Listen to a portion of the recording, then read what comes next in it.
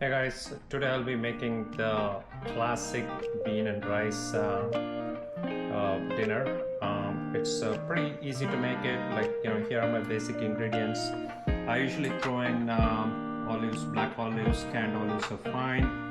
Then followed by I like canned roasted tomatoes.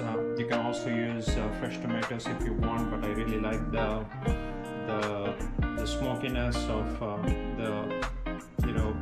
the smokiness of the tomatoes.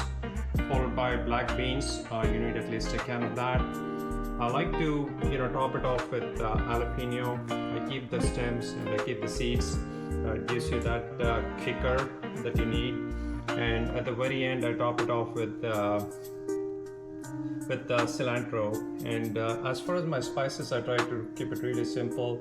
It's just a little bit of paprika, a little bit of oregano, salt to taste obviously, and cumin if you have it handy, so you can throw that in. For the base, obviously you want to start off by stir frying red onions.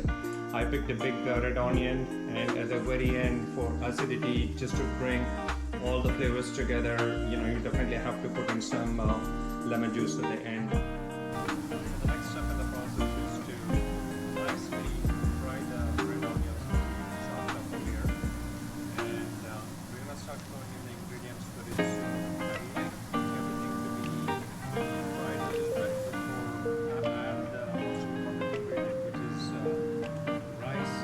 In my case, I've used the long grain rice with a little bit of tomato sauce in it, so that it looks reddish.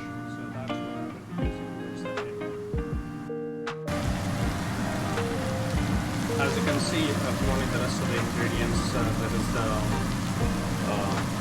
tomatoes, the beans. I have also thrown in the jalapeños, chopped up jalapeños along with olives. I'm going to mix it all together with the spices that I showed you earlier. So I've also added a little bit of salt into the mix. So I let it sweat. Once it's all mixed up, I'm going to throw in the rice very soon. As you can see, I just threw in the rice that was cooked. I cooked it in Instapot. I like to do it like that. You can definitely cook it on the stove top as well. So I'm gonna mix it all together. I've also added the spices. It should all come together very nicely soon. So this is what it finally looks like. I've mixed everything together.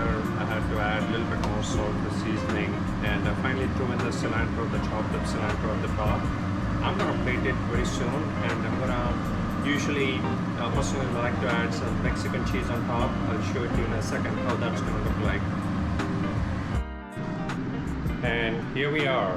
This is what the final product looks like. I like to top it off, like I said, with some Mexican cheese, and it's looking really delicious. I also like to have it with some chips on the side. Hope you can make it too, and it's a very quick dinner.